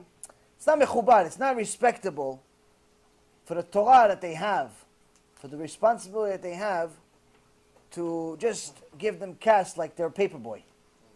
When I was a kid, I was a newspaper boy. And I didn't mind if they gave me $5, $10, $50, or $100,000 in cash in their hands. It didn't make a difference. But now you learn Torah. He says, no, don't take it in the hands. So he says, no, don't give it to them in the hands, not mechubad. What's the Gemara really? This is an understanding from the Gemara. What's the Gemara really? The Gemara really says that when an Am Haaretz, an ignorant person doesn't know much, sees a rabbi for the first time, initially, how does he view him? He says initially he's like a golden jar. Hamash, beautiful, perfect gold, untouched, pure, priceless. Once he starts talking nonsense to him, like, hey, so what do you think of Trump? Hey, so what do you think of the stock market? Hey, what do you think of Bitcoin, or this coin, or that coin? Hey, what do you think of, I don't know, some sport? As soon as he starts just one conversation, not a regular basis, one first conversation, we talked about, instead of Moshe Rabbeinu, we talked about some sports star or some president of some country. Immediately, Gemara says he drops to silver. But if the rabbi accepts a gift from him, he immediately drops to clay, which once broken can never be fixed. Meaning, as soon as that line is broken, he starts accepting gifts like it's, hey, that's my boy. Oh, Rabbi so-and-so, that's my boy. Like one guy, I remember in Boca is in a synagogue, and I don't know, I was meeting some people over there, and somehow the name Rabbi Mizrahi came up. I said, yeah, he's Mizrahi, he's Ish Kadosh, he's amazing. And one of these little heroes says, oh, Yossi, yeah, Yossi, I know Yossi. I'm like, wait, who's Yossi? I look at him, who's Yossi? Oh, you mean Yossi Mizrahi? I'm like, you mean Rabbi Mizrahi? Yeah, Yossi. So to me, I was like, I don't know, like, would you just come out of a rock? Like, who are you? Like, you don't understand, you have to give a rabbi some honor. I mean, something like, who's this guy? He goes, no, I know him from years ago, and da-da-da-da-da. He starts telling me like a brief history. So I actually called Rabbi Mizrahi at some other point. I'm like, yeah, I met this guy that knows you. He goes, oh, yeah, you should. These guys, him and his brother, I saved both of them. Both of them were the biggest kofrim in the world. Both of them were the biggest kofrim in the world. They didn't know what they were right or left. Baruch Hashem, I took them out of whatever horrible situation that they were in 25 years ago, 20 years ago. And Baruch Hashem did tshuva. Their kids are going to school, They're part of Am Yisrael. Now, how are they doing? He tells me, nice, how are they doing? Baruch Hashem, they did tshuva, how are they doing? I haven't seen them in a long time. I said, oh yeah, they're doing fine. I didn't tell him. Hopefully he doesn't watch the shiur. I'm going to see him tomorrow, B'ezrat Hashem. I'll see him tomorrow. So, but I'm thinking to myself, this kfui tova, this ungrateful person that had his family and his brother's family saved, can't even give the rabbi enough respect to call him rabbi. Yossi. Even if the rabbi says, yeah, call me Yossi, call me whatever you want, you still can't do it. Why? He's not your friend. What happened? What happened? I don't know. I didn't ask. I'm just assuming. They failed in his Gemara. They failed in his Gemara and said maybe there's some money exchanged hands. Maybe they gave some money. As soon as they gave money, they thought they bought the rabbi. They bought the rabbi. So now they don't call rabbi, they call Yossi instead. Kfuyeh Tova like no other, unfortunately. Where's the source for this, Rabotai? There's a source of the source. The source, you guys following the original source? So original thing we said in a shul 5-6 months ago was don't give a rabbi money in a hand, envelope. Source to that is Gemara Masechet Sanhedrin. What's the source to this? Source to this, Rabotai, is Korach. Why Korach? How do you think Korach got 250 of the Gedolei Ador, the biggest rabbis in the world, to sign off, say, not only do we agree with Korach, we agree with Korach going against Moshe Rabbeinu, that speaks to God face to face. I mean, you have to be really stupid to do such a thing. If you like Korach, he's a Tamid, he's a Navi, he wasn't a Rasha originally. He was actually Tamid Chacham, he was a Navi, he was a prophet. He was from the family of Levi. It's good. If you like him, there's no problem you like him. It's not a problem liking him. What's the problem? He just went against Moshe Rabbeinu. There's something wrong with you. The same Moshe Rabbeinu that saved all of Am Yisrael. The same Moshe Rabbeinu that all of Am Yisrael owes their life to. The same. The same Moshe Rabbeinu that speaks to God face to face. The same Moshe Rabbeinu that just got the Torah. The same Moshe Rabbeinu that was willing to die for all of Am Yisrael. When Hashem says, let me destroy them, and I'll start a new nation from you, He says, if you're going to destroy them, destroy me first. The same Moshe Rabbeinu. You just went against him. How could 250 of the biggest rabbis in the world agree to go against Moshe Rabbeinu? Because of Korach. How? Korach gave them a little bit of money. Korach wined and dined them. They started enjoying the material world so much, and they said, you know what, Korach? Maybe you should be president. Maybe you should be president. We'll support you. We'll vote for you. We'll vote for you, Korach. And with that little bit of tip that he gave them, they became friendly. So friendly, they're still together in Gehinom together, the Gemara says. So friendly. No, that's what Gemara says. You guys keep thinking that you talk about Gehinom all the time. That's what the Gemara says. What do you want from my life? Gemara says they're in Gehinom together. Why? They became friends. They became friends. They called him Yossi. You understand? So, Rabotai, you have to understand. The Torah teaches us things that seem like everything you do wrong, it's the worst punishment. Somebody wrote a comment the other day. He's like, come on, this too death penalty, this too death penalty, everything is death penalty. So let me explain that. Everything is death penalty. Let me explain that. And then you could ask questions and we'll finish for the night. It's not that everything in the Torah that you violate is a death penalty, chas v'shalom. There's plenty of things that if you violate it, it's not death penalty. For example, if a person steals and they get caught, they have to pay back double. So he stole 100, gives 200. So Madoff has to give $130 billion back.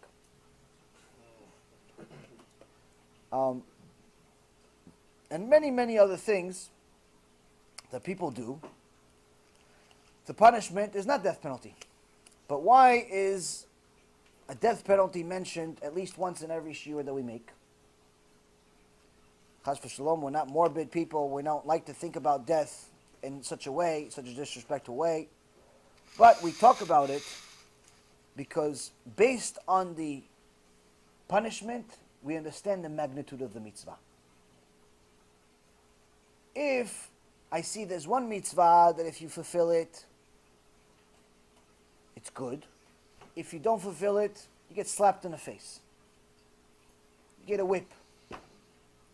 Okay. I have next to it 36 other mitzvot. That if you don't do it, it's not only a slap, it's eternal punishment. Which one would you like for me to mention? The one you're just going to get a slap for? It's not going to help you. Why? The one you're going to get a slap for, you're going to go up to Shammai and you're going to say, listen, I didn't do this, I didn't do this, I didn't do this. Okay, listen, those little things you didn't do is not really such a big deal. It's the one big thing you didn't do. You didn't keep Shabbat. You didn't keep Tarat Mishpacha. You didn't do these big things. The little things, okay, it's not good. You have to pay for it. But that's temporary. At 6 months, 3 months, 3 hours, 5 hours, a year, 5 years punishment, whatever it is, not good. But it's not eternal. That's why we mention it. Do you understand? So it's not that everything is death penalty. It's that I don't know how many times I'm gonna see you. That's the way I told somebody that it's a very, very smart Talmid Chacham, big Talmid Chacham. I started doing Kiruv. And Baruch Hashem, succeeding at it. But initially, he was getting a few people do tshuva. But lately, Shtabach Shemo La'ad, he's on a roll. On a roll. I'm telling you, he does a lecture, 10 people do tshuva. On the spot. In Israel. What changed? He's doing lecture already for a while. What changed? One time we had a conversation. I told him, listen, this is my philosophy.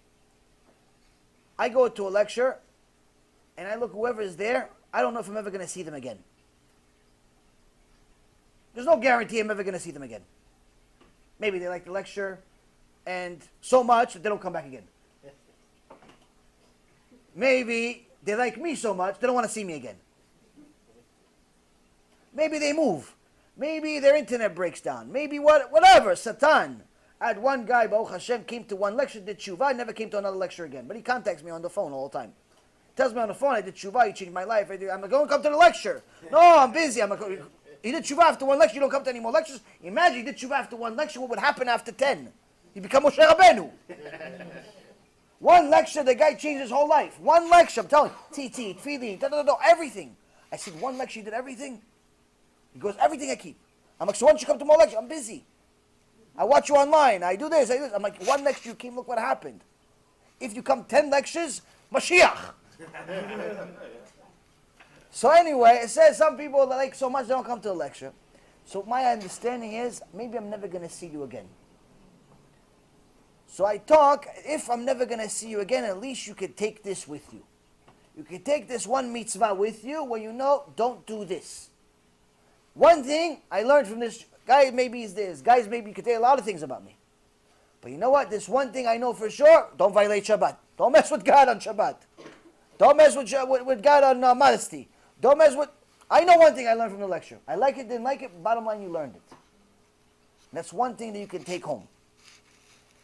Something that's practical. It's practical Judaism. If I see you again, but we'll learn more together. But if I don't, at least I know you learned one thing that maybe is going to save you eternity. Maybe you're doing everything else. Who knows? So that's what this Talmid Chacham said, you know what? I'm going to try it. Before he was doing lectures, and it was very nice things, very smart things. But he said, once in a while I see tshuva here and there. But now every lecture I go into, I tell him, it was always the truth. But now there's a sense of urgency where, you know what? Listen, there's this one thing.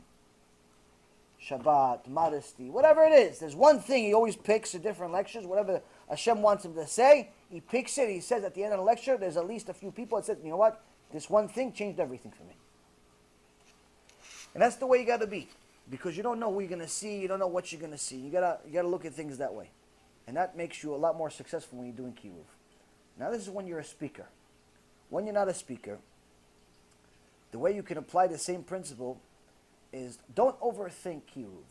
A lot of people ask me, oh, listen, I have this friend, and I want to give him a CD, I want to give him a lecture, but I'm not really sure if he's going to like this lecture.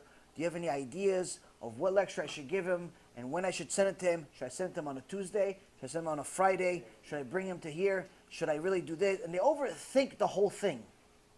Yeah, but he really doesn't this, but I'm not sure if he's going to like this one. This one you said something about this. This one you said something about that. Do you have something else? Do you have something this? They think it's like a menu for food. Yeah, if something like this, you have something this. No, but over here, no, but you said something about this. You said something about that. You have something else, you have something else, you have something else. I think it's like, the supermarket. No, not that burger. The burger without the little seeds in it. No, not the burger with the seeds. The one with the leaves. No, not that one. The one without the leaves. No, you know what? Bring back the leaves. Hey, you think it's like a butcher? No, with the breast and the leg and the head and the key. Don't overthink it. Pick something, send it. Doesn't matter to who. So that's why everybody says, oh, you know what? Can you call him? I don't have anything to do with my day. I'm waiting for your call to tell me to call somebody else. I said, listen, the system works like this. I need to make sure that they're willing to help themselves. Now, in order for them to be willing to help themselves, that means they need to know they need help. So, the first thing is that I need to see that they understand they need something needs to change. Second thing is that they have to be willing to do the work. I can't do it for them. I can talk to them until I'm blue in the face. But if they're not willing to change, they're not willing to learn, nothing's going to change. So I send an introductory letter with a link of my personal story. Why? Two things are going to happen here. Number one, if they're willing to entertain anything new, they'll click. They'll listen. After they listen, they'll decide if I am the vehicle that they're willing to listen to. Because even if you like the way I speak, and you like the things that I say, they may not.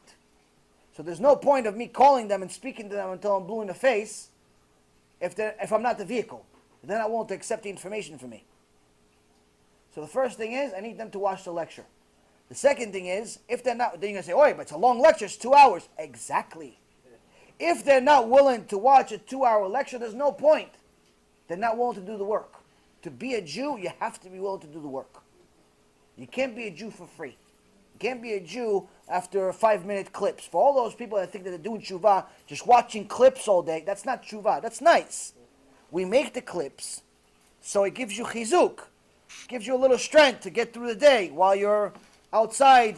I don't know if you're smoking a cigarette still, or if you're still you're on the bus, or you're waiting for the bus, or you're at the store waiting for the kosher sandwich, or whatever it is. You have something to do. Instead of looking at the things you're not supposed to look at, you can watch a 5 or 10-minute clip. But that's not your Torah. That's something to keep you going. It's something to keep you going. But if all you're watching is clips, it's not enough. You learn Torah from books. You learn Torah from full lectures, not from 5-minute clips. Yeah, but what if I watch 20 clips a day? Great. Good for you. Why can't you read a book too? Why are you being spiritually lazy? And this is what I'm going to finish it with. I'm going to finish it with something that all of you need to take home today. We've talked what we've talked. We've said what we've said. We heard about the goyim that we don't want to be like anymore. We heard about the reshaim that we don't want to be like. We heard about the reshaim of yesterday. We heard about the reshaim of today. We heard about the Mashiach. We heard about the people going to bring the Mashiach back then and today. We heard all these wonderful things. Now we all know that at some point there's going to be a bed din we have to face. Either here or up there. Before you let the Yetzer Hara win, the next time he comes to you, because he's going to come, and he tells you, don't come to a lecture. Or the Yetzer Hara says, don't open the book. Go do something else. Don't press play. Don't open the book. Don't go to shul. Don't do this. Don't be modest. Before the next time that he tells you don't learn more, Just imagine this. Wouldn't it suck that they're going to tell you in Shemaim, it's like, you know what, Shabbat passed, this passed, this passed, this passed, but failed. What do you mean? I passed all these things. Yeah, you passed the minimum requirement, but to get to Gan Eden, you didn't pass. Why? You were spiritually lazy. You were spiritually lazy. You passed a few things. You slept all of Shabbat. You slept all of Shabbat. Good for you. You slept the whole Shabbat. But you didn't have Oneg Shabbat. You did tefillin, but with no kavanah. You learned Torah, but only through clips here and there once in a blue moon, just when you had nothing to do. You gave tzedakah, but not enough. You did this, but not so much. You did this, but not so much. Everything was lazy. Work, most ambitious guy on Wall Street. Work, you were the most ambitious guy in whatever street you work on. And the best career, the best salary, the best guy. They wrote papers about you. College kids are admiring your ambition. They want to be a scientist like you. They want to be an entrepreneur like you. You were the most ambitious person in the world. When it came to being like everyone else. When it came to being like Ben Hashem, son of God, daughter of God, you were spiritually lazy. For that, my son, for that, my daughter, you failed. Wouldn't it suck? You worked your whole life, 70, 80, 90, 100 years. You're thinking you're tzaddik. You gave tzedakah, you went to this, you did this, you think you did a lot. You go up to Shammai, spiritually lazy. Failed. Because everything you did, not enough. Not because you didn't do enough per se, you didn't do anything. But because when you compare business, that was your life. Religion, part of your life. Judaism, part of your life. Business, that was your life. It's supposed to be the opposite, Rabbotai. That's what makes you a Jew. Any questions before we finish? So tomorrow we're going to, Bezat Hashem, have the shiur in Queens. There is a, it seems like it's going to happen, Bezat Hashem, that we're going to be able to put it on live. On the internet, you'll be able to watch it on Facebook Live. Plus, obviously, when I come back, we'll put it online. And there's also a chance maybe we'll actually, the Brut wants to start putting the shiurim on also, so they may come and film it also. Then on Tuesday, there's going to be back-to-back shiurim. There's going to be one in Staten Island at 7, 7:30, and another one in Brooklyn. So anyone who wants to jump on a plane with me, 6 o'clock in the morning, come. It's 3 shiurim you don't want to miss. Different topics, different things. I still don't know what we're going to say, but Bezat Hashem, Hashem will give us words to say.